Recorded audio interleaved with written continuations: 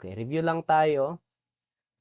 Yes, pag sinabi nating diatonic harmony, all the chords or the harmony na ginagamit natin sa arrangement ay nanggaling lang doon sa certain key signature. Di means within or across a certain key. Ayan. Diatonic harmony refers to chords that are built strictly from the notes of a single key or single scale. So, kapag key of C siya, lahat ng notes ay dito lang po. C, D, E, F, G, A, B. Wala na pong iba. Okay. Yun po yung sinasabi nating diatonic harmony. Yan. Kaya yung mga diatonic chords in C major, lahat ng chords po ang mapipindot nyo lang po ay nakapaloob po dito sa scale na ito. C, D, E, F, G, A, B. Wala pong sharp na isama. Okay, so ayan yung common diatonic progressions. Ngayon, dun tayo sa reharmonizations. Ayan, sa paggamit ng secondary dominants, modal interchange. Pag sinabi nating secondary dominants, ang target note natin, yung target chord natin, i-treat natin na yun yung home chord natin. For example, ang nasa key of C major tayo, ang target chord natin ay E minor. Ano ba yung dominant ng E minor? What is the fifth degree of the E? Yun po yung B. Kaya bago ka mag E minor, gagamitin mo yung B major. Yan. Or B dominant 7 or B7. Kaya kung titignan niyo yung mga notes ng B7, wala siya doon sa diatonic harmony. Yun. Pero hiniram natin yung dominant. Okay. Magbibigay tayo ng sample. Okay, pahiram ako ng dito. Yan. Gamit tayo ng new slide. Okay, isa-isahin natin para review at sa mga hindi naka-join last time. Okay, dito tayo sa unahin natin ang secondary dominant. Yeah, secondary dominant tayo. Example tayo. Maggawa tayo ng example chord progression. Wait lang, silipin ko muna yung zoom. Saan ba ang zoom? Saan na kayo mga kapatid? Wait lang, para makita ko kung meron kayong mga messages, ganun. Okay. May chat po ba? Hindi ko mabasa. Parang may nag-chat pero hindi ko ma-navigate. Wait lang po. Ayun, okay, sige. Alright. Okay, secondary dominant tayo. Zoom. Gusto kong makita yung mga picture ninyo. Nasaan na kayo? Wait lang po, i-reshare ko lang po. Ayun. Tignan ko ang inyong mga mukha. Para alam ko na mayroon akong kausap pag nakikita ko yung screen. Ayan. Okay, share. Let's share our... Okay, review lang tayo sa secondary dominant. Ano po? Nawala pa rin kayo. Hindi ko lang. Anyway, mag-unmute na lang po kayo kapag wala na akong kausap. Ano po? Okay, secondary dominant. Let's have example. Ano? Simple chord progression tayo. We have the C, A minor, F, and G. Yan po yung tinatawag nating 1, 6, 4, 5 na chord progression. Yan. 1, 6, 4, 5. Okay. Let's try to have A minor. Okay, kunwari, A minor ang target chord natin. Ibig sabihin ng secondary dominant, bago tayo mag A minor, kasi yung target chord natin, i-treat natin to as our home chord or the tonic A. Doon po sa scale ng A, B, C, D, E, yung panglima, the fifth degree, is yung tinatawag nating dominant. So, ibig sabihin, pag ginamitan natin ng secondary dominant, bago tayo pumunta doon sa target note natin or target chord na A minor, ipi-play muna natin yung dominant niya, which is the E. Tapos, since dominant siya or dominant 7, and E7 to E minor. So, pag tinugtog natin, C, instead of C directly to A minor, ay dadaan muna siya sa E7. Ayun, at wala sa tono.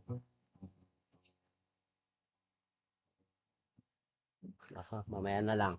Maubos ang oras natin. Okay. So, yung original natin na chord na C, A minor, F, G, ginamitan natin ng secondary dominant at inilagay natin yung E7. Yeah.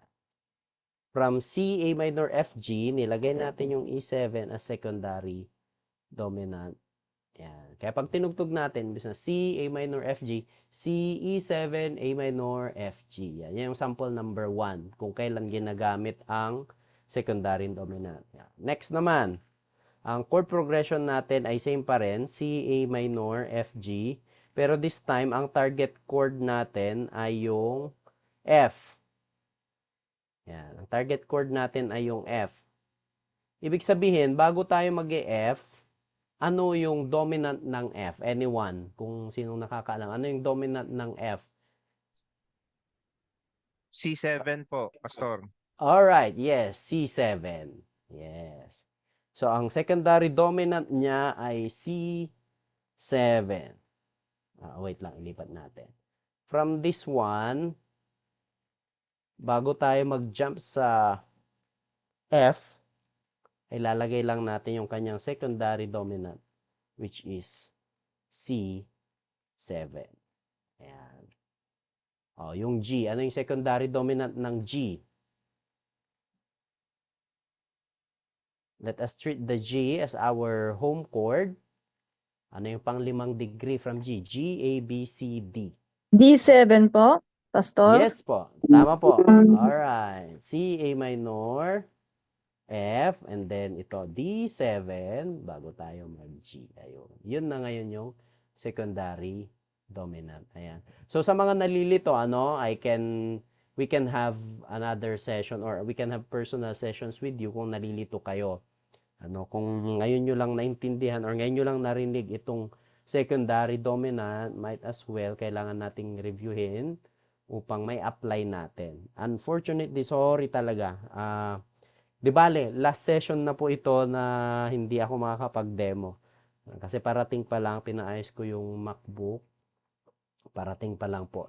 By the next session ay magagamit na po natin. Hindi compatible itong mga gamit ko sa Windows. Alright. So, yan po ang secondary dominant. Ano naman po ang modal interchange? Okay. Doon tayo sa modal interchange naman.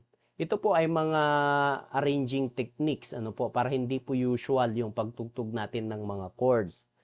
Bagamat iniiwasan natin yung overplaying pero binibigyan natin ng another texture yung atin pong chord progression. Okay, modal interchange. Gamitin lang muna natin yung major and minor na modes. Ayan. Gawa ako ng sample chord progression. This is from the song You Are My All in All. So, I will be playing on the key of F. So, ang chord natin ay F. F. You are my strength. You are my strength when I am weak. You are the treasure that I seek. You are my all in all. Ayan. Yan yung basic chord natin. At gagamitan natin ngayon ng modal interchange. Ayan. Ano ba ang ibig sabihin ng modal interchange? So, yung key signature natin na major, this is F major, It's in the key of F major. Hihiram tayo ng ibang chords doon sa ibang key signature. Ang pinaka-basic na ginagawa natin, yung major chords, ginagawa nating minor. And then yung minor, ginagawa nating major. Pero not all the time kasi hindi siya tugma sa lahat. Like, yung F, gagawin mong minor. C, gagawin mong minor. D, gagawin mong major. Pangit yung kalalabasan kung lahat yan ay i-interchange natin.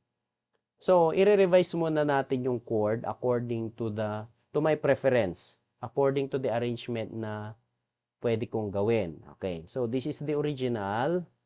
Gagawa ako ngayon ng bago kong arrangement para may apply natin ang modal interchange. Okay. You are my strength when I am weak. You are the treasure. Ayan. Itong A minor, gagawin ko siyang C minor. Ayan. Yung C minor, dito na yung modal interchange. Wala naman talagang C minor doon sa chord progression ng, or sa family or sa chords related to a key, doon sa key of F. Pero hiniram natin itong C minor sa ibang key signature. Ayan. At kapag tinugtog natin, nagkaroon siya ng ibang emotion. Nagkaroon ng ibang texture. Ito po yung tinatawag nating modal interchange. Ayan. Kasi yung mode niya from the original sana na chord progression natin na F, G minor, A minor, B flat, C, D minor lang ang magagamit, humiram tayo ng minor. Ayan. Sa ibang key signature. Kung anong key signature yan, I think it's, dati kasi ito, if F major, siguro F minor. F minor, which is equivalent to A flat major. Yan. Yan, A flat major. Humiram tayo ng F minor key signature. Yun. Ito po yung tinatawag nating modal interchange. Alright, next. Pa sa mga nalilito dyan, you may ask question later. Wait lang, adjust ko lang po yung volume. Medyo malakas kanina. Stop share. Volume.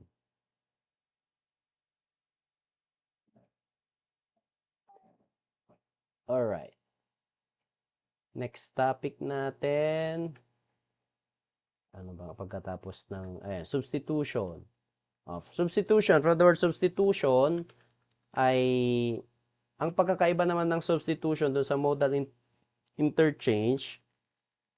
Ang modal interchange, humihiram tayo doon sa ibang key signature.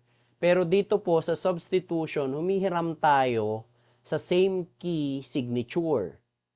Okay, let's try to substitute. Ito, you are my all in all pa rin. Let's use this chord progression.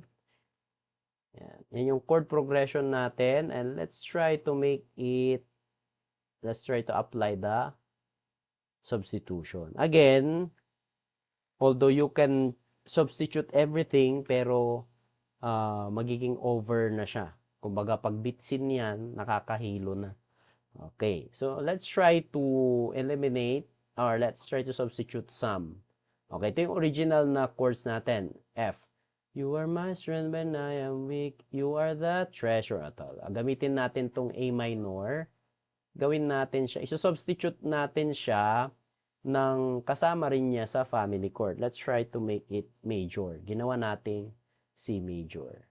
Ayan. Ano pa? Meron pa. Ano pa? You are my strength when I am weak. You are the treasure that I seek. You are my all. Yan. Imbis na mag-C tayo, actually this is A minor. Sana. Yan. Yung B flat, pwede nating substitute ng G minor. Yan. Yan yung substitution. Ulitin ko po, ang modal interchange, yung ipinalit natin ay wala doon sa key signature. Pero sa substitution, ang ipinalit natin ay pwede yung relative minor and relative major niya. Ang relative major ng A minor is the C. Same with the B flat. Ang relative minor niya is the G minor. Ngayon, ano na naman yung relative minor at relative major na yan? Ayan, maituturo natin yan. If you are not familiar yet with the relative minor and relative major, ayan, you may review yung atin pong music theory. Ayan, yan lang po ang substitution. Next, meron tayong tinatawag na reharmonization. Ayan, reharmonization. Ito, medyo komplikado siya, no? Medyo komplikado siya if you are not familiar with the notes embedded doon sa chord. Simplihan lang natin. Let's try. Excuse me po, Pastor. Yes po. Pastor, wala pong naka-share sa screen. Ay, okay. Sige, sige. Alright. Thank you Thank po. you. Ayan. How about this one po? Meron na po. Meron na Okay. po. Meron na po, Alright. Pastor. So, Thank you po. thank you. Okay, reharmonization tayo. Simplihan lang natin. Let's try the song, How Great is Our God. Ang chord progression natin ay How Great. Let's try sa G. Sa our God, sing with me, How Great. E minor, sa our God. Always see how great. See? How great is our God. Ayan. Pasensya na sa boses. Okay. Yan yung chord progression natin. Ngayon, para makapag-reharmonize tayo, magamit natin yung reharmonization, kailangan muna nating alamin yung mga notes na nakapaloob dito sa mga chords na ito. G. Ano ba yung makasama sa G? We have the G, B, and D. Okay. Para ma-reharm natin. Kasi kung hindi kayo familiar, mahirapan tayo sa reharmonization. That's why this is a little bit advanced technique doon sa atin pong arranging.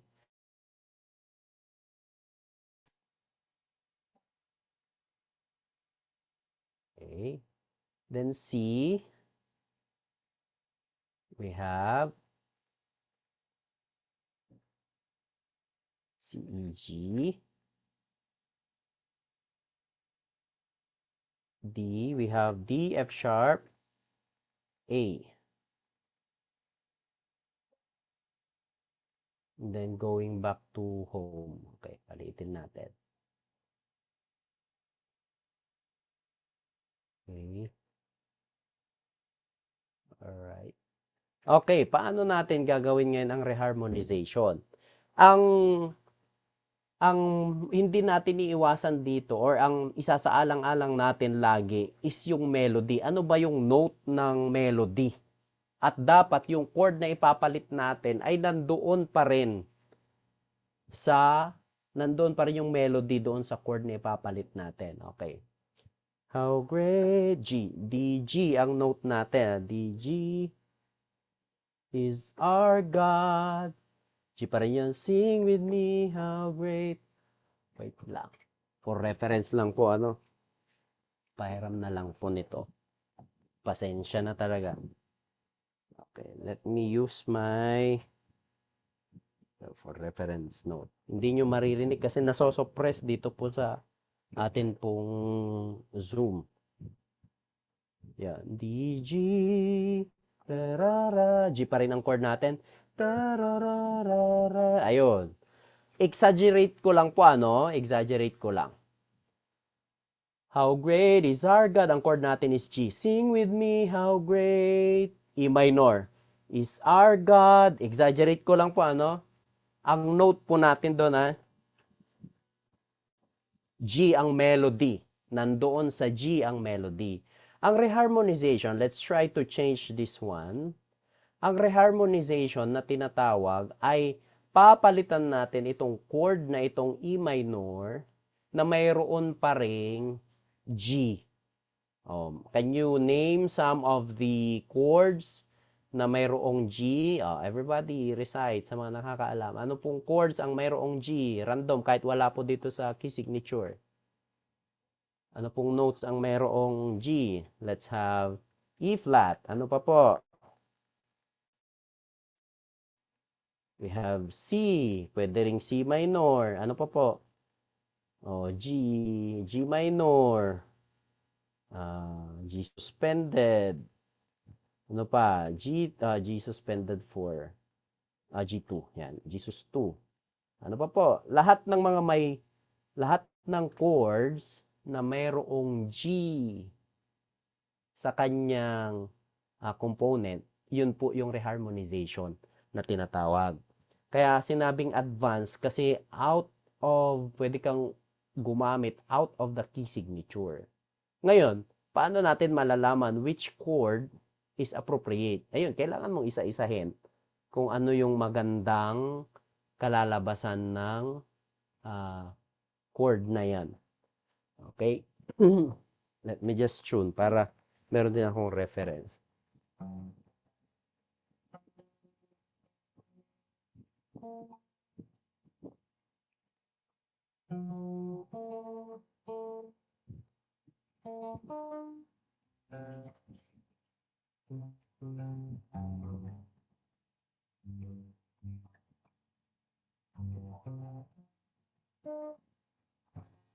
Okay.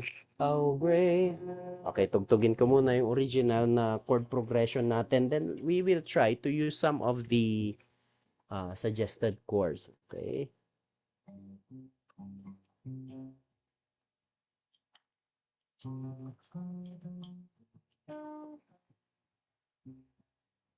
Doon muna kayo mga bebe.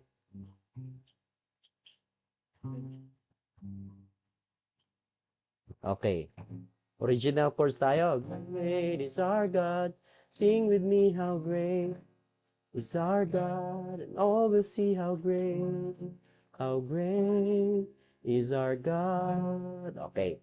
For the sake of example lang, I will try to use the following. Wag na yung C. Wag na natin gamitin yung C kasi familiar yan. Gamit tayo ng mga wala doon sa how great is our God. Sing with me how great. Pasok siya. Is our God. Yun po yung ibig sabihin ng reharmonization. Let's try C minor. How great is our God. Sing with me how great is our God. Ayun, naging emotional siya, naging sad. Pero pasok pa rin. Basta nandoon yung melody. Ayun. Yun po yung sinasabi nating reharmonization. Ayun. So, doon po sa arrangement, you can combine some of the techniques. Like, for example, instead of playing G to E minor, lalagay mo na dito yung secondary dominant. Yun. Then C, gawin nating C minor. This is modal interchange. How great is our God.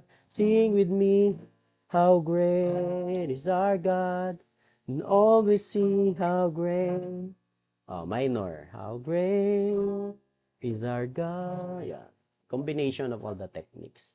And then meron tayong a little bit more advanced, yung tinatawag natin tritone substitution. Yung pag sinabi nating tritone, 3 tones or 3 full steps. Yan po yung ibig sabihin ng tritone. Kaya sinabing try, from the word try. For example, ang target chord natin ay G. Magbibilang lang tayo doon sa keyboard, whole step from G, which is 1, 2, 3, D flat. Yun po yung tritone substitution. Yung fifth degree mo, yung fifth chord mo, magbawas ka lang ng half step. A, ano yung fifth niya? E, bawasan mo lang ng kalahati, which is E flat. F, ano yung dominant mo? C, bawasan mo lang ng kalahati, which is B.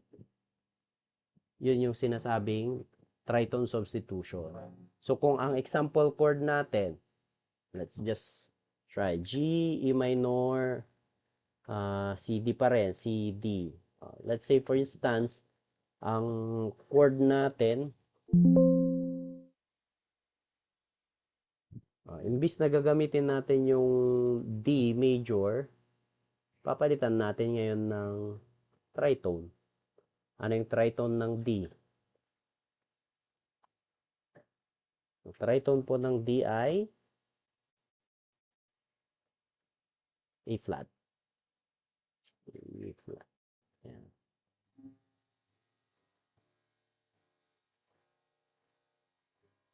And then ito yung tritone subs. Yun. Nag-shift siya ng, parang nag-shift siya ng dimension. Yun po yung tinatawag na tritone substitution. Alright. Yan po ang ating quick review sa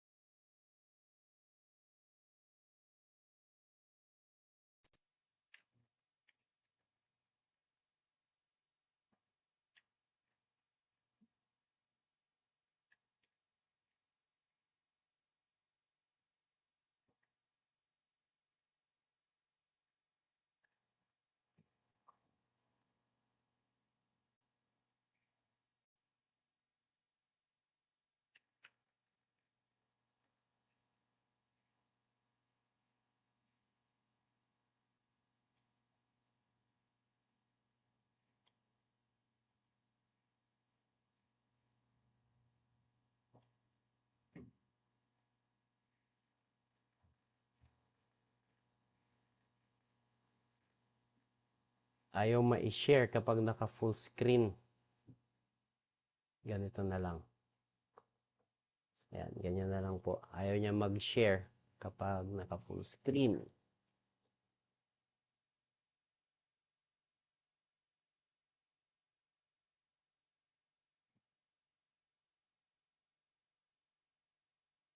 Okay, tuloy natin. Instrumentation and orchestration. Wait lang po, i-close ko lang po, restart ko lang po yung atin pong PowerPoint. Ano? Sayang naman kung hindi natin ma-full screen. Yan. Save. Ano pa bang naka-open dito? Daming mga naka-open.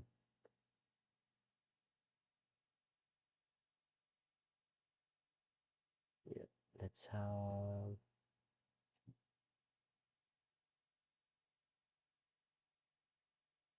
full screen. Ayaw mag-alt tab.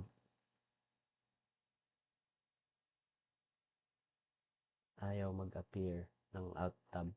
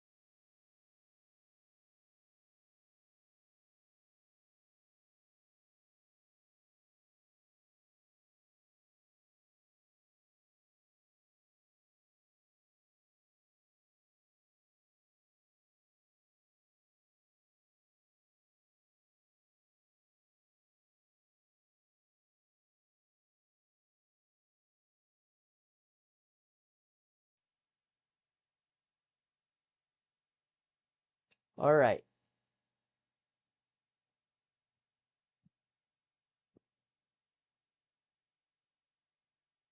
Ano ba ang pagkakaiba ng instrumentation and orchestration? Narinig pa rin po ba ako? Walang nag-a-appear sa aking level.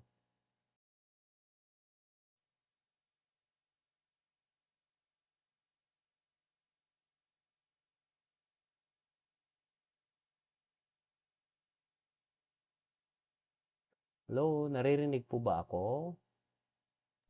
Yes Yes po, po, Pastor. Pastor. Malinaw po. Yes po. Okay, so what is instrumentation and orchestration? Pag sinabi nating instrumentation, knowing what instruments are available, we understand the range, tone, and role. Mamaya, it will be discussed ano ba yung role, range, at tone ng bawat instruments. Pag sinabi naman nating orchestration, the art of combining instruments effectively, deciding who plays, when to play, and how they support the whole sound. Ibig sabihin, kailan ba tutugtog si gitara, kailan ba tutugtog si keyboard, kailan papasok ang drums, kailan ba kakanta ang choir, kailan ba natin kakantahin ang harmony, yun po yung orchestration. So, in short, pag sinabi nating instrumentation, yung knowledge about your instruments, knowledge about the tools. Pero pag sinabing orchestration, yung application. Kailan mo sila patutugtugin. Ayan. So, let us understand the instruments ranges and characteristics. Each instruments ay merong iba't ibang spectrum as to their frequency. Hindi lahat ay nasa low frequency.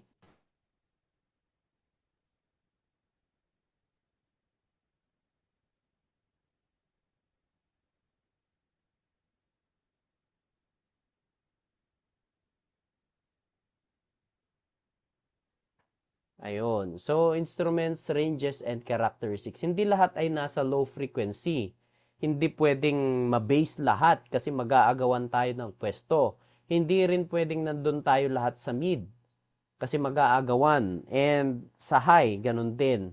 Since ang sound, it occupies space, kailangan natin silang i-distribute according to their role, according to their frequency, according to their tones. Okay, let's have the keyboard. Pag keyboard kasi, very wide yung kanyang frequency spectrum. Mayroon siyang low notes, middle, at mayroon ding high notes. Pero hindi ibig sabihin that you have to play all of them at once. Merong part na ikaw ay tutugtog somewhere on the low, somewhere in the middle, and somewhere doon sa high frequency natin. Very wide ang frequency range ng keyboard.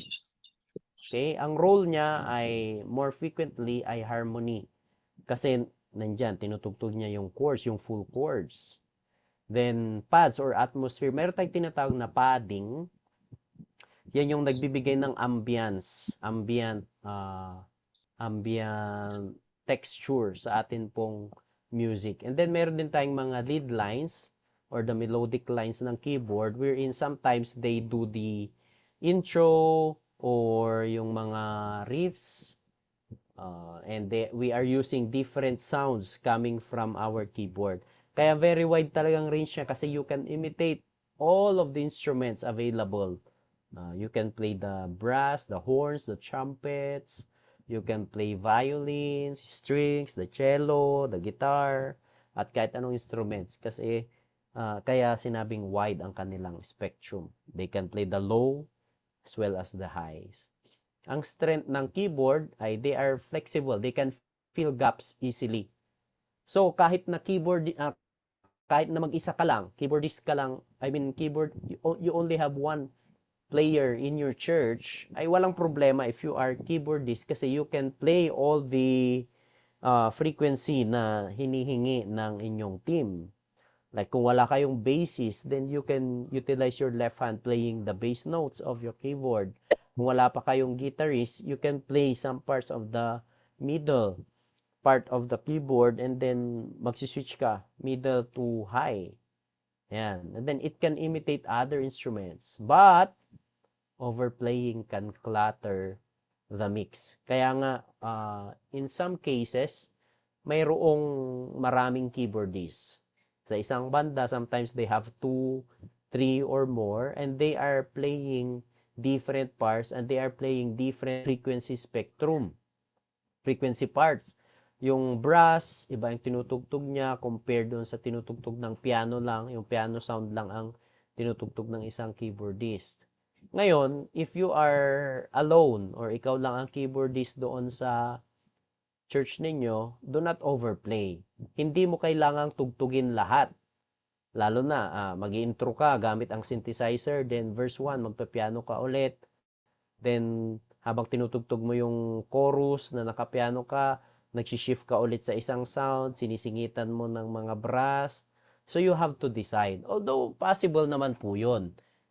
Doable po yun. Ginagawa ko rin po yun minsan. Pero, applicable lang po yun kapag less ang instrumentalists. If you already have a full band, hayaan nyo na tugtugin na ng ibang instrumentalist yung may ibang parts. Yun. Overplaying can clutter the mix. Minsan, mag-aagawan pa kayo. Hindi na tuloy matukoy kung sino ang gagawa ng intro. Example, yung intro ng In Jesus Name. Lahat na lang kayo, ganon. Mayroong part na pwedeng sabay-sabay kayo, pero always ganon, lagi kayong sabay-sabay sa intro, parang nakakasawa din, nakakaumay. So, hayaan natin na on the second time na matugtog yung riff na yon, ipaubayan na natin sa keyboardist or ipaubayan na natin sa gitarista. Then you do the pads, something like that. Ayun. Next is the guitar and acoustic or the electric. Okay? Ang range naman nito ay somewhere in the middle to upper mid frequencies. Ang role niya ay rhythm if you are using the rhythm guitar, acoustic man yan or the electric guitar. And we also have the picking or the arpeggio o yung plucking. And then ang texture niya ay ambient delay swells lalo na if you are using the guitar effects. Yan, sila yung may mga delays. Ang strengths nila, they add movement and emotion. Great for rhythmic drive. Lalo na yung mga kanta na tinutugtog natin ngayon, mga Phil Wickham. Tan tan tan tan tan tan tan tan tan tan tan. Yan, may mga delays, may mga ambient na mga effects yon. Then, avoid ito, competing with keys in same frequency. You can play the same note, like the same riff, pero make sure na hindi kayo parehong nasa middle. Siguro the keyboard will play higher octave, tas ikaw naman stay in the middle. You can do that. Do not compete with the keyboard, lalo na kapag maganda yung intro, ano? Salamat, salamat. Tarararatatatatat, tarararatat. Yan. Pwede yung gawin ng sabay, pero magkaiba dapat kayo ng frequency. Yan. Next is the bass guitar.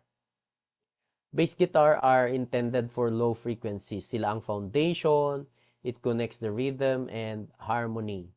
It defines chord movement. It gives weight to music. Yan. Overplaying feels removes clarity. Remember, this is not most of our playing time ay hindi po siya special number, hindi po siya special performance. So, tayo yung foundation, mga low frequency sa atin pong banda, and we do not intend to play the melodic lines kasi hindi po yun yung trabaho natin. For special performances, pwede po yun. Pero let us know our role. Okay. Sabi nga nila sa music, parang ano po yan, burger. Merong bun, yung tinapay, yun yung low frequency, yan yung bass guitar. Then the patty o yung burger, ay ano bang tawag doon, yung karne, depende kung yan ba ay solo or choir, sila yon. Sila yung main ingredient ng music nyo, yung kung nasaan yung melody. Pwedeng solo or pwedeng choir. Then the rest of the instruments, sila yung lettuce, sila yung sauce, ketchup, at kung ano-ano pang gusto nyong mga sauce na ilagay dyan. Tayo yon. So, we are helping na mag-stand out yung main ingredient. Hindi para tabunan or hindi para agawan ng pwesto yung main ingredient. Have you tried eating burger tapos ang gusto mo na lang kainin ay tinapay, yung bun na lang? Kasi ayaw mo nang kainin yung mga palaman, yung mga things niya doon. Kumbaga, mas nag-stand out yung tinapay. Walang ganon. Okay? Ang mag-stand out talaga doon ay, of course, the patty, pero when combined with other ingredients, doon, yun mo malalasahan yung masarap na burger. Same with the music. Okay. Next, the drums. Full rhythmic spectrum. Siya ang timekeeper, siya ang energy controller. Marami akong napapanood na video, isang kanta lang siya, pero kapag binago na yung beat, binago na yung style nung pagtugtog ng drummer, nag-iiba rin yung mood nung kanta. Like, yung isang kanta, tutugtugin niya na puro tom-toms lang, tapos mag-halftime siya, tapos puro cymbals, nag-iiba yung mood ng kanta. So, siya yung nagko-control kung anong energy ang gusto niyang ipakita. Yun. It drives dynamics, controls intensity. Dynamics kasi once na nilakasan ni drums, parang nahahatak niya yung mga ibang instrumentalist. Pag hininaan ni drums, alam mo na kailangan mo rin humina. Yun. So, it controls the dynamics and the intensity. Overplaying kills sensitivity in worship. Ano ba yung overplaying na tinatawag? Yan yung too much fill-ins, too much noise, too much on cymbals, too much groove. Sabi nga nila, less is more. Hindi mo kailangang ilagay lahat dyan yung mga fills na inaaral mo. Hindi mo pwedeng tugtugin lahat dyan yung mga groove na pinag-aaralan mo para lang ma-practice.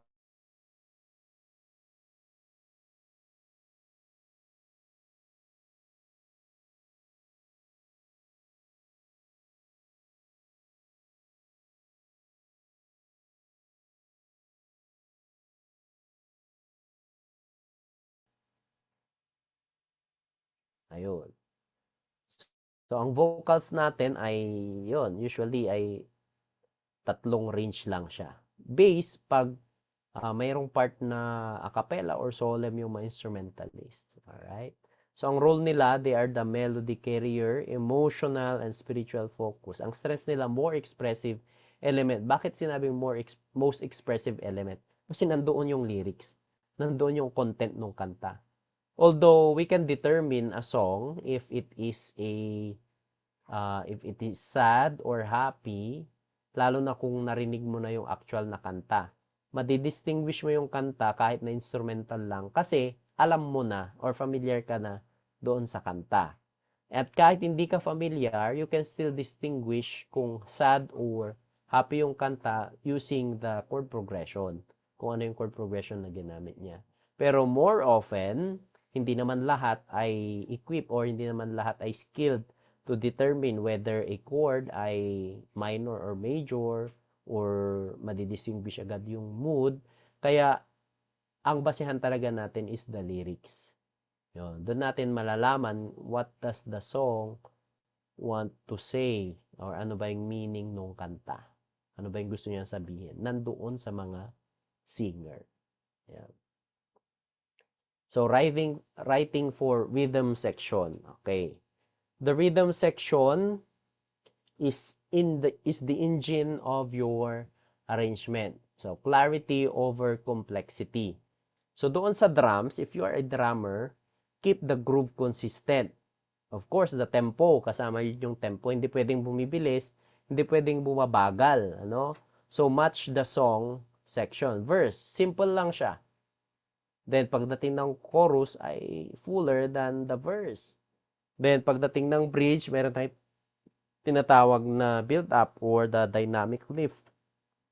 And then, depende kung anong gusto mong ending ng kanta, you can make it a high praise na tinatawag, full talaga siya, or you can make it simple, very solemn. Just like yung ending po ng I Speak Jesus. Yung bridge niya ay dynamic lift talaga yon, merong build up. Pero nag-end siya dun sa last verse na very simple, very solemn siya. Ayun. So there is a story doon sa atin pong arrangement. Pag bass naman, madalas ito sinusundan natin yung roots. Pero hindi siya nag-steady doon sa roots. Guide po natin yung roots, yung root note, for example, C, E, G, C major, ang root mo ay C. Pero sometimes you play the third and sometimes the G. Pero more often, you are playing the root. And lock with kick. Hindi pwedeng magkaiba kayo ng groove, ng rhythm with the drum. Kumbaga yung kick drum ng drummer ay tug, tug, tug, tug. Tapos ikaw naman ay tung tung tugpak tung tung tung tung tung tung tung tung. Kumbaga hindi kayo tugma, ano? Hindi naman ibig sabihin na 100% na tama yung rhythm, tama yung notations ninyo and you are locked with the kick drum. Pero most of your playing time ay ang basehan mo talaga ay yung kick. Mayroon lang mga exemptions, may mga narinig akong kanta na hindi siya nakalock with the kick drum pero the outcome is still good. Ang naalala ko is yung Desert Song. Yan. Ang kick kasi nung Desert Song, tuloy-tuloy lang siya. Tug, tug, tug, tug. Pero yung bass, tan tan. Ang ganda nung outcome. If bass and drums are tight, the band sounds tight. Next, if you are the keyboard, ayan, yung sinasabi ko kanina, you have to decide which part you are going to play. Since ang keyboard ay maraming part yan, you can play the pad, ito yung pad, strings, yan, ambient, yan, yung pad. Piano, of course, the piano sound, and the lead, usually nasa synthesizer or brass, you have to decide. Unless you are really equipped na tumugtog na palipat-lipat and if you have the machine, if you have the keyboard na capable na mag-switch seamlessly from one note to another, one tone to another, then maganda yon. Lalo na kung limited ang inyong mga keyboardist, limited ang players ninyo sa church, you can do that. Pero we do not advise, ito po, rule of thumb, we do not advise na you have to play, wag tayong maging Solomon, ano? Lalo na kung full band, ipaubaya mo na yung dapat na lead part mo as keyboardist, paawayan mo na sa lead guitarist. Or yung piano part mo sana, since gusto mong mag-synthesizer, o di paubayan mo na doon sa rhythm guitar. Yun. So, avoid doing everything at once. May mga keyboard naman talaga na nakadepende siya sa velocity or sa touch response natin. Pag pinindot mo ng malakas yung keyboard, lumalabas yung third layer of sound. Pag mahina lang yung pagpindot mo, ang narinig lang ay strings tsaka piano, which is good combination. Then pag diniinan mo, kung ano yung nilagay mong sound, pwedeng lumabas yung brass sound, trumpet, horn, or anong instrument ang nilagay mo, or synth. Ayun, may mga ganong keyboard. Pero kadalasan kasi sa mga nakikita natin, lalo na sa mga churches sa community, churches na kilala natin, wala naman silang gaanong ginagamit na machine na equip sa mga ganon. Yung multi-layer, multi-velocity na keyboard. So, mas maganda, piliin mo na lang. Ano ba talaga ang pagfofokusan mo? The pads, the piano, or the lead? Yeah. Next, the guitar. It complement. It does not compete. So, if you are a guitarist, you complement. Do not compete. Huwag mong agawan yung part ni ganito. Huwag mo nang agawan yung part nila. So, gumamit ka ng rhythm patterns na appropriate doon sa kanta and ambient textures. Hindi kailangang nag-strumming ka all throughout. Hindi kailangang nagpa-plucking ka all throughout. Hindi kailangan naka-distortion ka all throughout. There are some parts na kailangan mong mag-clean, mag-lie low sa tone mo, or mayroon ding pads lang siya, papitik-pitik lang siya, or the melodic line lang. Yun. Kasi you complement. Yan. Don't compete. Alright, so here is the ensemble principle. Each instrument must have space, not just sound. Yes, gusto natin na marinig ang lahat, pero rule of thumb, hindi lahat ay with the same level. Hindi lahat ay with the same intensity. Kapag malakas si drummer, hindi pwedeng malakas lahat. Kapag nilakasan ni synthesizer, dahil synthesizer oriented yung kanta, hindi pwedeng sabayan natin. Part niya yun eh. Ayun. Space. Yung space na tinatawag, learn when not to play. Writing for choir and vocals. Ito naman, for the vocals. If you are the background vocalist, you support the lead melody. May mga madalas kong marinig, madalas kong marinig sa mga seminars na tinuturuan namin. Yung mga background vocalist daw sinasapawan si lead singer. Minsan pati ad-lib, si background vocalist na ang nag-a-adlib. Talagang inaagawan na niya yung part ni lead singer. So, we add depth, we do not distract. Okay, so here are the basic harmony structure. 2-part, melody plus harmony. 3-part, the soprano or the melody. Then we have the alto and the tenor. So 4-part is ATB. Or yung iba naman, instead of using the B, minsan gumagawa sila ng S1 or tenor 1 and tenor 2 or alto 1 and alto 2. Yan, basta 4-part. Ngayon, pag may mga kanta na mas marami pang parts, ayun. It's another texture ang pwede niyang maibigay. Pastor, may question po ako. Sure, yes po. Last part po sa may 4 po.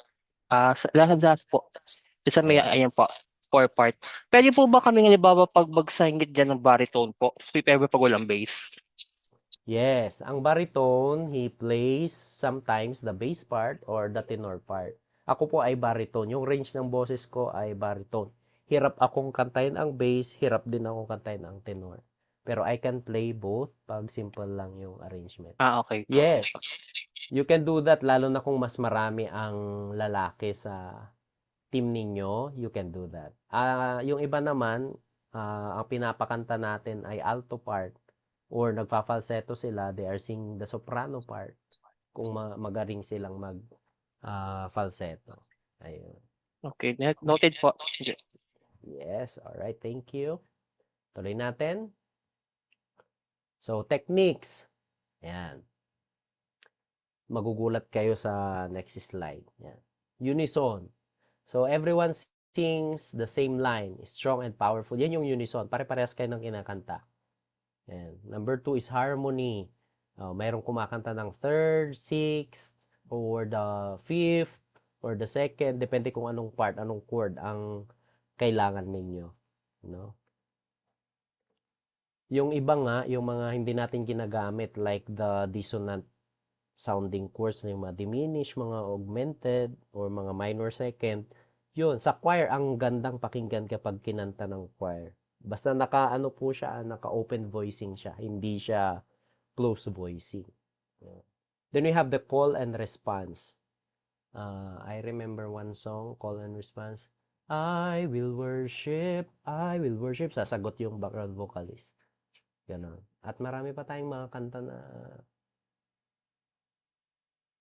hindi ko maalala yung mga ibang kanta. Pero may mga ganyang klase ng texture sa mga vocalists. Call and response. May unang magsasalita, then merong susunod.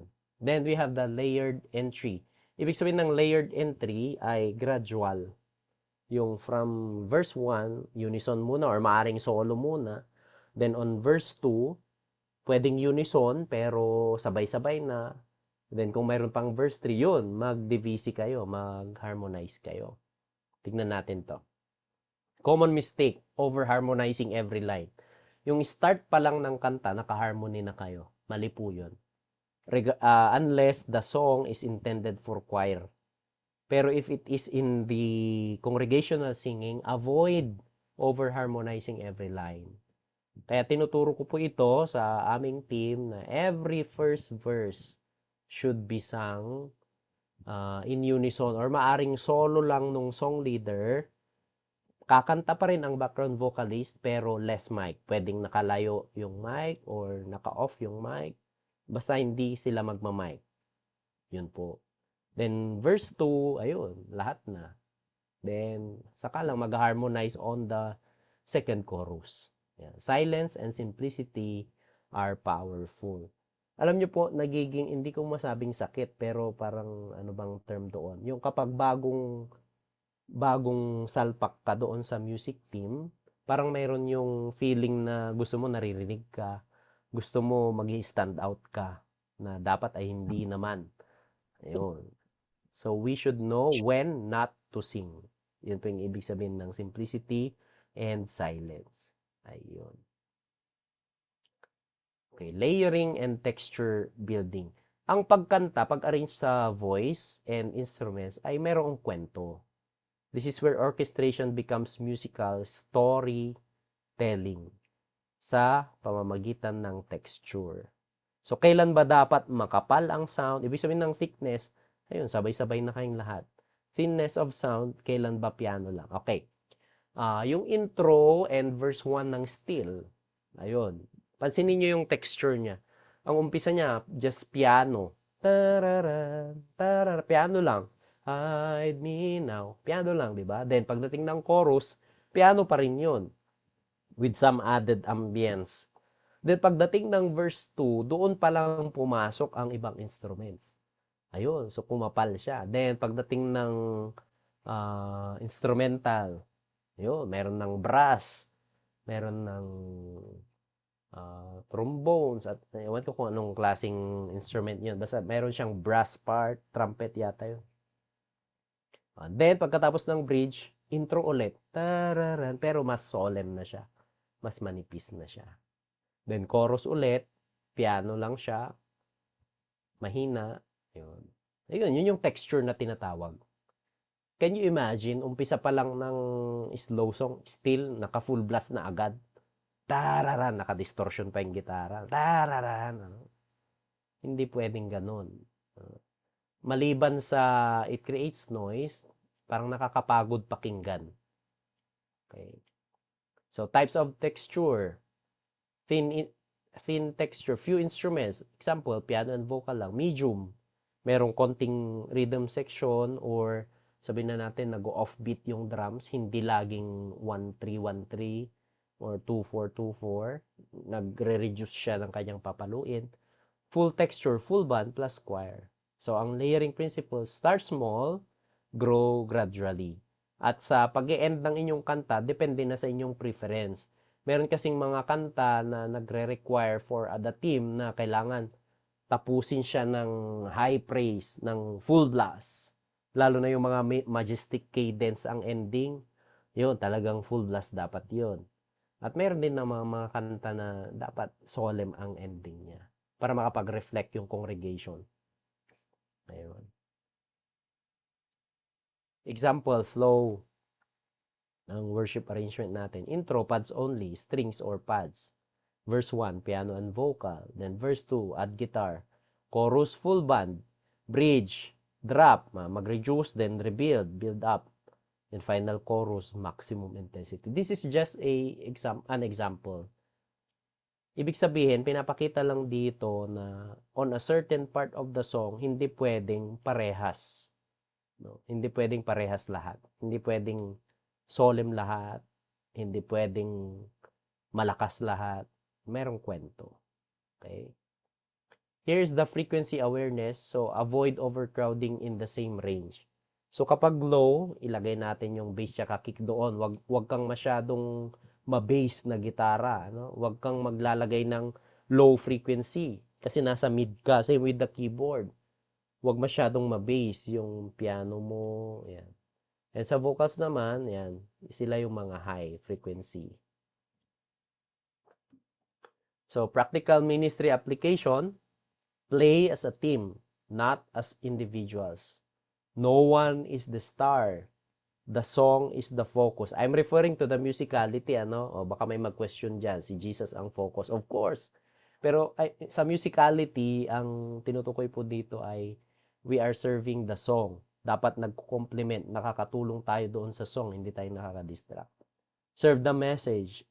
Arrangement should support the lyrics, the atmosphere, and worship flow.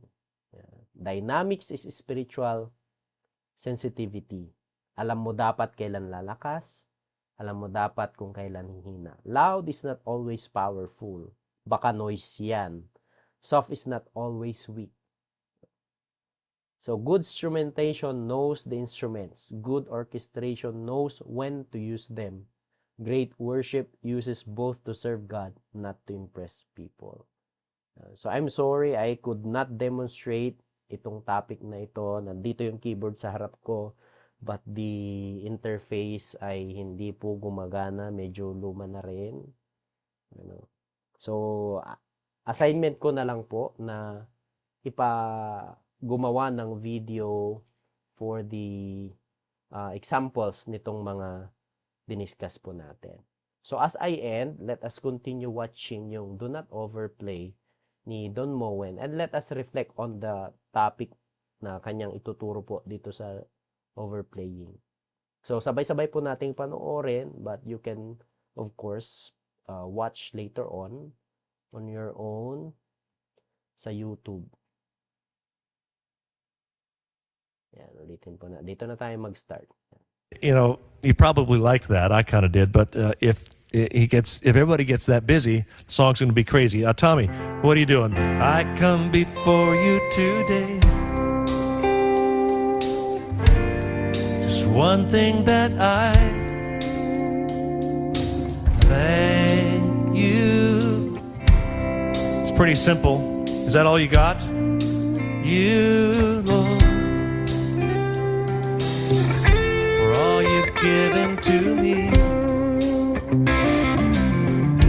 for all the blessings that I thank you, Lord. You, Lord, with a grateful heart, with a grateful heart, with a praise, with an outstretched, I will bless your name.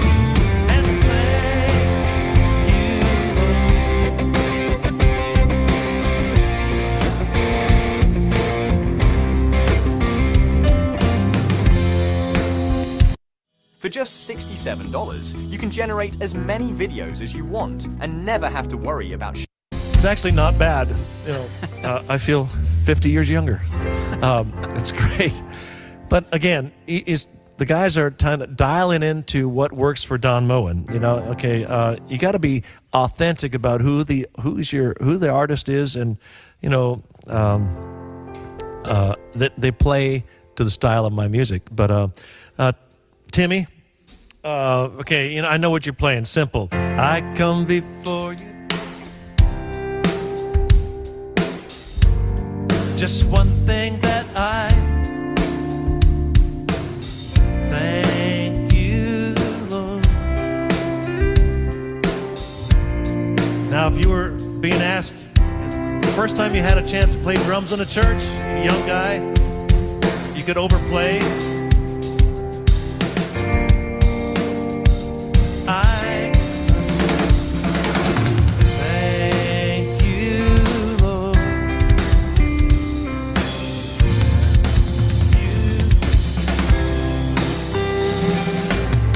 With a grateful heart, with a song of praise, with an outstretched arm, I will bless your name and thank.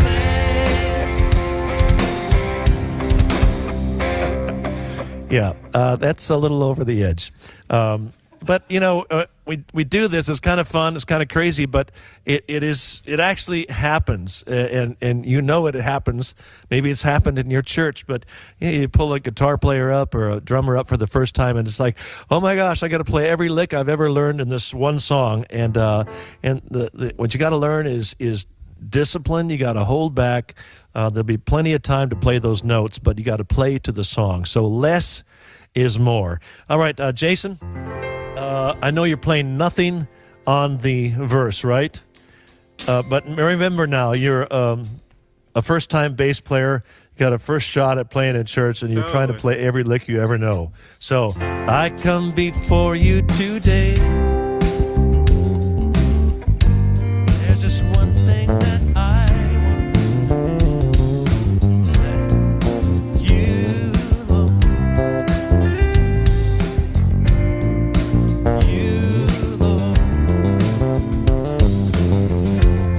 You've given to me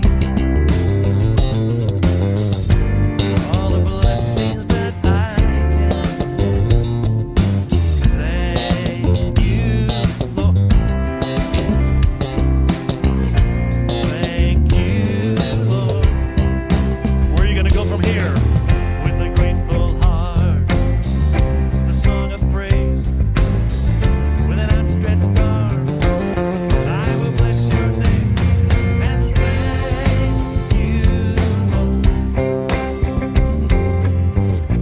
Lord. Suddenly I had this feeling it's all about Jason. You played more notes in that first little section than you usually play in the whole song. But these guys can all fill and add a lot of notes, but they're disciplined enough to play to the song. And like I said, less is more. And Lenny, with your simple little, you say it's a nice light touch on the guitar. So if you were going to, now I know you never would, but if you were going to overplay, what would it sound like? I come before you. Just one thing that I thank you, Lord. You, Lord. Why don't you join them? For all you've given to me. Everybody, overplay a little bit. For all the blessings that I get. You, Lord.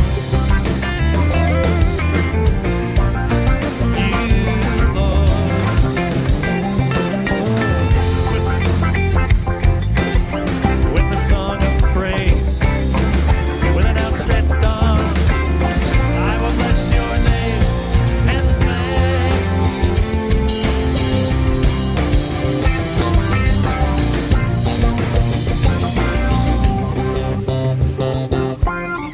That's just bad. I think I ought to do a new album like that.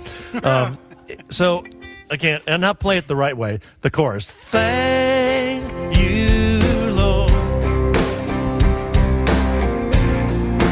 You, Lord. Yeah. Yeah.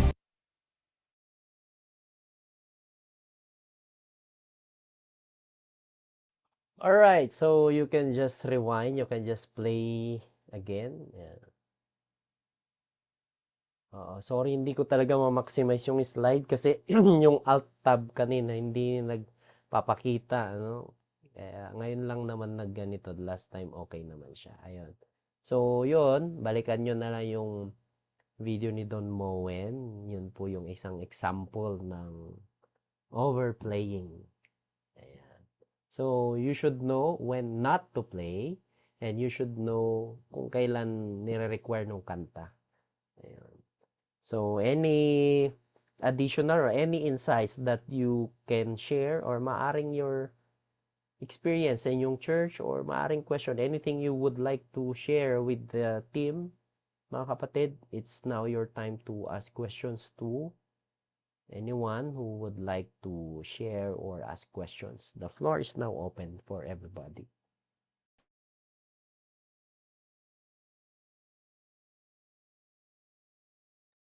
Ako po, Pastor, wait lang po. I just want to share about my takeaways regarding po dun sa lesson natin. Actually, for me po as a music minister, ang forte ko po talaga more on vocals sa harmony. So, bali po, may knowledge po ako when it comes to directing and then instrumentation. Pero bali po, ang nagiging upbringing ko lang po is about kung ano po yung tugtog na tawag ko na, ano yung po yung ano, kahit hindi ka nag-play ng instrument talaga, ng actual, once na narinig mo yung tugtugan, kumbaga para ba i-relay ko po ito yung gantong tugtugan na, ano ba, ganito, ang dapat tugtugtugin mo sa intro na yung kantang In Jesus' name, dapat, kasi minsan po kasi na meron pong ano na instrument na guitar na hindi po makukuha yung paano intro. Yung minsan parang ginagawa ko didictate ko po through sounds na parang halimbawa gatong intro mo dapat dapat kumbaga yun po kasi tawag ng gusto dapat maging sounds mo para malaman mo yung tugtog. Bali yung po kasi ginagawa ko para directing pero napansin ko po kasi um nagwo-work naman po siya, pero ang akin po kasi gusto ko pong malaman, talagang magawa ko po talaga ng sarili ko, paano ko maano ko po yung sa ibang ano, mga ka-team ko. Sir Isaac, kayo Opo, po ba ang music director sa team ninyo? opo. Other members of the team na who can play all of the instruments, meron po ba? Meron po, yung keyboardist po namin, bali nag-ano po kami, tawag din kami ano po kami, nagko-collab po kami. Minsan po kasi may part po na, sorry po yung word, na iba po kasi mga musician ko, minsan makakalimutin. Nakakalimutin tawag din yung mga, ano, tawag din yung mga gantong intro, gantong mga bagsakan, yung gantong tawag yung ad-lib. Kaya minsan pa tawag doon, i-remind mo pa, i-dictate mo pa, yung parang, papalayin gusto akong ganun yung tugtugan, ganun po. Yun lang po palagiging challenge lang po na experience ko with making po. Pero po pagdating po sa vocal, so wala mang pong problema. Yan, it's good na meron kang parang nakikita mo or nare-realize mo what will it sound like kapag ganito ang tinugtog nila. Magandang ability or magandang skills 'yon. Hmm. Ano? So always ask the guidance of someone who is really knowledgeable of all the instruments. Kayo po ba, anong instruments ang tinutugtog niyo po? Aside from vocal po, ano po ako, gitara. How about other instruments? Nakaka-play po kayo? Yung bass po, nakakapag ano po ako, kumbaga parang dadalan po ako sa bass po. At least ano, isang ano lang po kasi kalabitan lang naman po eh. Pero yung keyboard po, kailangan talaga matutunan pa. Kasi nakapag-play naman po ako, pero gusto ko kasi tawag doon na ano, para maging expert tulad mo. Kaya po Tulad one time ni nag-ask, Sir Joel. kaya nag-ask nga po kung pwede po ako mag-one-on-one with training. Yeah, I understand yung situation mo, sir, and Glory to God kasi kahit na hindi pa kayo ganun ka-equip sa lahat ng instruments, you are Mm. directing the team. So I advise always ask the opinion ng mga instrumentalist. Like Opo. yung keyboard, always ask yung kanyang preference. Pero since kayo ang music director, kayo dapat ang magbibigay ng final say, lalo na kung hindi kayo magtutugma talaga. Kasi magkakaiba talaga ng preference. Yung gusto ko, iba ang gusto ng bassist, iba ang gusto ng keyboardist. You gather yung kanilang mga gustong mangyari. Then, at the end, ay gumawa kayo ng common denominator. So, Actually always kasi, consider. Yes, Actually sir. kasi pastor po kasi yung mga kasama ko dati, yung mga kaidarang ko, mga marunong talaga. Pero kasi ang hinahawakan ko po ngayon, yung mga bago, mga kabataan ngayon, kumbaga yung mga dati kong kasamahan, mga nag-retire na dahil may family, talaga trabaho. Kumbaga yun po talaga marunong talaga eh. Kumbaga kasi kasabayan ko nga po. Pero ngayon po kasi sa ano po namin, sa status po ng church namin, kumbaga unti-unti po kami nag-disciple ng mga kabataan na meron pong heart po pagdating sa music, especially yung true worshiper po talaga. Sabi ko nga Ayun. po sa kanila, tawag doon, bago ka mag-ano muna sa team, skills can be learned, but I would like to know kung talagang true worshiper ka o hindi. Para maano ko. Para kung talagang fit ka talaga dito sa role namin. May guidelines po kayo. May written guidelines kayo sa church. Opo. Ayun. So, ayun, mabuti kung mayroong guidelines at doon, yun lagi ang parang, kumbaga, yun ang constitution ng inyong team. Para Po. hindi laging, ang problema kasi kapag walang guidelines, pag mayroong kinorek, sasama yung loob nung taong yun doon sa nag-correct. Pero pag mayroon kayong guidelines, pakita mo lang yung guidelines, ganito dapat, then yun, sila yung guidelines ang babalikan nila, hindi tao. So, tamang-tama kasi music arranging and ensemble direction, matatackle din natin dito yung band directing talaga.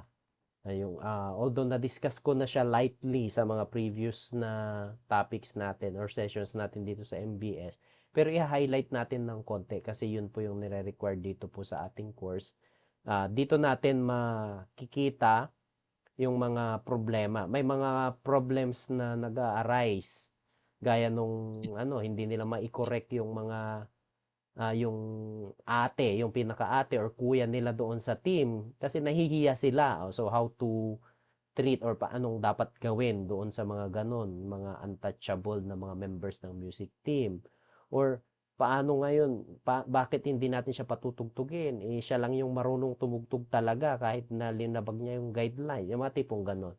Dito ma-encounter natin at mabibigyan natin ng sabihin na natin na panukala or suggestion kasi hindi po siya applicable kasi iba't ibang group, iba't ibang culture. Pero pwede tayong gumawa ng standardized na solution na maaari nating i-apply sa ating mga churches. Pero syempre, kailangan nating i-tweak according doon po sa need natin. Ayun. Sige, thank you, Sir Isaac. Any more? Sino pa po ang gustong mag-share? Question? I would love to hear ano po yung situation ninyo sa inyong mga church with regards to arranging. Parang gusto kong malaman ano yung techniques ninyo para matuto rin ako. Ano yung techniques ninyo? Ano yung basihan ninyo? Bakit yung kantang ito ay hindi dapat kantahin ng ganito? Bakit natin pala pinag-aaralan ang arranging? Kasi may mga kanta na sobrang taas. We have to lower the key. Mayroon mga kanta na masyadong mabigat ang distortion. Bagamat hindi naman directly or hindi naman automatic na evil ang mga distorted na mga sound, pero kailangan nating i-lessen para naman ma-accommodate natin yung pangangailangan din ng mga elderly natin kasi hindi talaga sila into that type of music. Ayun, yun yung isang sinisettle natin sa subject na ito. Hindi natin kailangan gayahin as is yung mga naririnig natin sa plaka. Those are only reference, but we have to arrange according to our culture. Ito yung isang problema natin sa contemporary kasi masyado na tayong westernized, masyado na tayong influenced by other groups to the point na kahit hindi naman natin afford dahil yun yung sinusunod natin or sabihin na natin iniidolo, sorry for the term, pinipilit natin na bumili ng hindi naman natin afford para lang maging tunog ganon. Wherein, Ang nire-require naman talaga is hindi naman gano'n. Ayan, napipilitan tayong gawin more than our capacity na iba yung ating motibo. Ayun. Anyone who would like to share any situation sa inyong mga churches na pwede naming pagkuhanan ng lesson? Ano po ba yung mga styles and techniques natin when it comes to arranging? Ako, Pastor, share Yes lang po, po. Sir Joshua. By the way, pastor po ba kayo? Hindi po, brother po. Music director? Music director po, opo. Sige po, sir. Go ahead po. So, bali, ako po yung current na music head, music team head leader sa church namin. At ang isa po sa hinahawakan kong instrument ay gitara. Hindi po ako marunong kumanta, pero naririnig ko naman po kung wala sa tono o hindi. Mga ganun po ba. Tapos po, siguro ang ano ko lang po, take away ko lang dito sa ano natin, kasi overplaying eh. Sa current situation ng church namin, hindi pa talaga kaya mag-overplay ng mga kasama ko kasi ang skill level nila ay very basic pa. Pero na-appreciate ko po dito sa napag-usapan natin is yung space. Tulad ng nasabi ko, very basic pa yung skills. Halimbawa, meron kaming dalawang gitarista. Tapos pareho silang naka-chord na G. Eh parang redundant na. So, kumbaga with proper spacing, siguro yung isa ay naka-chord na G, tapos yung isa naman naka-capo 5, o kaya naka-capo tapos naka-chord na D naman sila, para yung higher strings naman yung marinig, yung isa lower strings. Kumbaga with that technique, mas magiging malawak. Instead na dalawa na nga kayo pero parehas na kayo tinutugtog, parang hindi rin kayo marinig parehas. Kaya yun yung nagustuhan ko dito sa naging lesson natin. Tapos isa rin po sa ginagawa ko naman, bukod sa leading the team, is ako po yung ang music director po. As in, habang nag-aano po kami, ginaguide ko po yung team kung ano na yung next. For example, verse na po tayo, ganyan. So naka-in-ear monitors po kasi yung setup namin. Kaya yung boses ko po ay hindi naman naririnig sa front of house. So meron akong time to guide the team, lalo na kapag nalimutan nila ano na yun next. So at least before dumating yung chorus, ma-remindan ko na sila, o chorus na tayo, in 4, 3, 2, chorus. Ayun, ganun po yung setup namin, Pastor. Yan lang po. Wow, thank you, Sir Joshua. Alright. Nag-try din kaming mag-in-ear noon pero hindi nag-work. Like, nahirapan silang mag-set up. Ang problema kasi namin, ako na sound tech, ako pa yung mag-aabot ng earphones, ganyan. So, may mga konting problema as to the preparation. Pero nagamit naman namin at naging maganda naman yung output. Ang naging downside lang niya talaga is yung preparation. Yan. So, Pastor, hopefully, isa pa lang, Yes po. i-add ko po pala, kami kasi, nag-in-ear naman po kami ngayon, pero lately lang po yun. Noon po, siguro many years ago, wala pa kaming in-ear. Ang setup talaga is yung kung ano yung naririnig mo sa speakers, yun yung naririnig mo. So with that, nahasa ang isang instrumentalist na makibagay sa kapwa niya instrumentalist.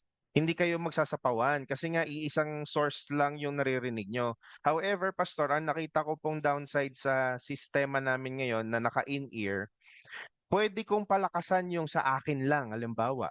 Lalakasan ko yung gitara. Tapos yung guitar 2, i-off mo na sa akin yung guitar 2, naka-off na siya. So, pwedeng ganun yung maging setup if you want. Ang problema lang doon, hindi na kayo nagkakaroon ng, hindi mo na naririnig kasi yung kasama mo sa banda. I mean, 'di ba hindi ba Pastor, parang ano 'yon, parang delikado rin yung ganun. Like for example, sa vocals, yung song leader namin gusto niya patay lahat ng backup. Siguro kasi may mga sablay din sa tono yung backup, baka ma-distract siya, naintindihan ko 'yon, pero when it comes to dun sa totality, kung paano kayo magkakaroon ng parang iisang level dapat naririnig mo din kasi yung mga kasama mo, di ba, Pastor? So yun yung downside na nakita ko sa in-ears, paggamit ng in-ears. Pwede mo i-customize na ikaw lang yung marinig mo talaga, yung iba hindi. Yes, tama po yun. Kaya kung i-compare mo yung mga nagdaan talaga doon sa sistema or sa setup na talagang iisa yung monitor ninyo, iisa yung pinagagalingan ng sound source, ma-appreciate mo kung gaano sila kagaling makibagay sa mga kapwa musicians. Yung sinasabi nilang alam nila kung kailan hihina. Ngayon kasi ang tendency kasi pag naka-in-ear ka, pwede mong lakasan kasi hindi you will not worry kung ikaw ay magbi-bleed doon sa front of house or lalakas ang sound mo kasi kontrolado. Pero magandang skills, tama yung sinabi ni Sir Joshua, na dapat marunong kang makibagay doon sa mga ibang instruments, lalo na kung iisa yung output ninyo. Ayan. Thank you. By the way, saang church po kayo? Anong lugar po yung church ninyo, Sir Joshua? Bali, Gateway Christian Baptist Church po sa Calamba, Laguna. Alright. Okay. Thank you, Sir Joshua. Meron pa po who would like to share? May mga questions po ba tayo? Kasi kung wala na, bibigyan ko lang kayo ng 20 seconds to think. Kung wala, pwede na tayong mag-end. Ibibigay ko na yung inyong, ano bang tawag dito? Homework. Homework. Sir Pastor, Jerome, pwede sorry ho ha. bang... Sige po. Ay, yes ba? Sino po? Yeah, go ahead. Vic. Sir Joshua, go Ako ahead. po, sige po. Sorry. Ito naman, Pastor, doon sa previous na lesson, yung kanina naging recap natin, yung question ko. Open ko lang saglit yung video. Ito kasi, Pastor, kita nyo? Ayun, din labo, Blurred. sorry. Blurred. Blurred. I-dictate mo na lang, Anyway, sir. wag na. Blurred na lang. Blurred eh. Apa. Kasi 'di ba yung You Are My All in All, yun po yung in-example nyo, Pastor eh. Tapos yung A minor, pinalitan ng C minor. And then, kinuha yung C minor sa parallel minor niya na F minor. From key of F major, humiram tayo sa F minor. Now, my question is, sa dami kasi ng chords doon sa F minor, bakit C minor yung napili natin? Dito ko nakita, hindi kasi makita eh. Hindi siya makita. Anyway, ang F minor kasi ay equivalent din to A flat major, 'di ba, Pastor? Parang nabanggit niyo rin po yata yung kanina. Apa, So nung apa. tiningnan ko, third degree ng A flat is C minor. Sa key of F naman, third degree is A minor. Yun po ba yung naging basehan nyo, Pastor, kung bakit yun yung pinalit? Kasi pareha silang third degree. Hindi po. Ang ginamit ko kasing kanina example is modal interchange. Mhm. Since yung A Yeah, minor modal interchange. kanina, ang relative niya, parang pinag-connect na natin ang relative minor, relative major ng A minor ay C. So, para ma-interchange natin into relative minor, into minor, is ginawa ko siyang C minor. Hmm. Ayun. Okay po, Yung Pastor. modal interchange kasi natin, usually kung ano yung key signature nung kanta, gagawin mo lang siyang minor. 'Di ba? Key of F, major. Ginawa kong F minor at doon ako nag-bass. Pero dahil F Mhm. minor ay relative major ng A flat, pwede ka ring kumuha ng guide mo doon sa A flat major. Ayun. So Opo, it kasi parehas works. lang po siya. Yes, oo. Sa, Parehas na diatonic sila doon sa yes po. minor, F minor and A flat. 'Yun. So, pwede rin yung sinasabi mo, sir, kung nakita mo yung perspective na 'yon, pero ang basis ko kasi kanina is modal interchange. Pero dahil nakita mo yung Hmm. perspective na 'yon, it works well. Ayan. Okay Pwede po po. 'yan. Yun, Opo. yun lang po. Thank you po. Yes, thank you po.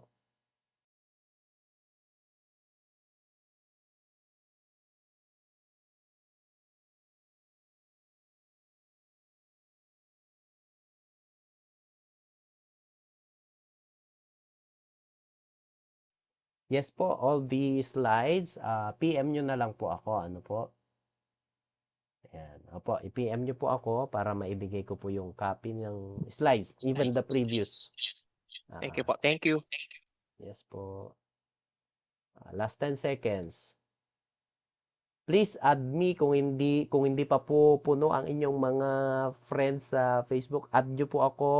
I would love na masubaybayan kayo sa inyong mga ministry din at makapagbahagian tayo. Yung bang mapahapyawan ko lang na mapadaan sa wall ko yung mga ministries ninyo ay napakagandang encouragement sa body of Christ. Ano? Pastor, just want to let you know po, malaking tulong po sa akin yung pinakita po sa akin yung kaninang slide about the example ng flow. Siguro po, ayan, yung dati na practice po namin by Saturday, may apply ko na po ito for God's glory po. Wow, amen. Thank you. Mm. Ayun din, pwede rin kayong mag-video, pwede Mm. kayong mag-ask on the spot during your rehearsal. Kung naguguluhan kayo or nahirapan kayo, marami tayong mga kapatid dito na talagang equip sa mga ganyan. Nandiyan si Pastor Joel, si Brother Joshua, si Ma'am Sheila, at ayan, hindi ko pa po nakilala yung iba. Si Ma'am Ever. Ayan. Yung iba kasi hindi pa familiar sa akin. Pwede tayong magbahagian. You can share whatever na sa tingin nyo ay nahirapan kayo or pwede rin makatulong doon po sa GC. Sa atin po yung GC na yon, mag-share lang po kayo ng insight natin. As to Kasi po, technicals, yes, as kasi to po, Pins, technical, yes ako po. po lahat, kasi nahirapan po ako po kasi lahat nung Ayun. ako na po lahat kung gusto ko po tawag yun na, kumbaga mag-delegate ako lang ng kanyang task sa mga bawat musician ko para hindi ako nahihirapan ng mahabang oras sa Oh, practice. ayun. You just found the right Oo. team para makatulong sa inyong church. Ayan. Ayan, nire-recommend ko si Sir Joel. Ayan, pwede kang mag-direct sa kanya. Parehas kayong De La Cruz. Ewan ko kung magkakilala kayo. Kung Pwede. relative kayo. Pero magaling po yan. Yan, insan. Ayan. Magaling po yan. Subaybayan nyo lang ang kanyang maraming gig yan. All around yan si Sir Joel. Makakatulong po yan sa atin. So Thank kung you wala po. na po tayong tanong, pwede pong paki-open po ang ating mga kamera at tayo po ay mag-picture saglit. Ayun. Makikipinsan ako, De La Cruz ang lola ko. Ayun o, De La Cruz. Pinsan. Pala tayong lahat dito. Sige po, sino po ang pwedeng mag-picture sa atin? Kasi hirap po akong mag-screenshot. Screenshot dito po Sige sa... po, ako na lang po. Ayun, sige. Everybody, pa-open po ng camera. Okay. Smile po tayo in 3, 2, 1. Ayan, may pahabol. Ay, hello po, Sister Ever from Florida. Pero nakagana. Meron pa po bang habol? Open cam in 3, 2, 1. Okay. Last one, 3, 2, 1. Alright. So bago tayo mag-closing prayer, ilang paalala mula sa ating President, Pastor Eric, about sa Pastor, ating... yung homework po pala. po, i-announce po natin mamaya. Sige, Pastor Eric, announcement nyo po muna. I-prepare ko lang po yung assignment.